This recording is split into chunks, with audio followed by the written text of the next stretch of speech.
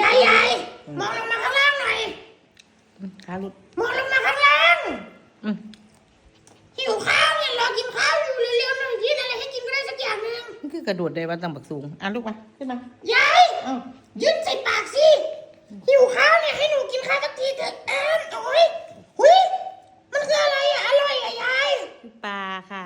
มันคือปลาอะไรอ่ะปลาย่างปลาเผาอุ้ยใส่พันอะไรอ่ะหนูไม่ค่อยกินเลยทำไมอร่อยจังเลยยายไม่เคยได้กินอาหารเม็ดอะไรยายมันคืออะไรอ่ะทำไมมันอร่อยมากเลยเกิดมาทั้งชีวิตไม่เคยกินอะไรที่มันอร่อยขนาดนี้เลยปลาลูกปลาดูขาข้างเดียวน่ะปลาอะไรปลาเผาลูกปลาเผาปลาอะไรเผาวะทำไมอร่อยขนาดนี้นะโอ้จะเป็นมึงถามดูเนาะโอ้ยยายก็ไม่บอกสักทีอะไรเผาปลานิลเผาลูกโอเคปลานิลเผาที่อยู่ในสุสาครใช่ไหมหนูชอบดูมากเลยตอนนี้หนูเป็นวุ้นน่ะให้ข้าวใหม่กินบ้าง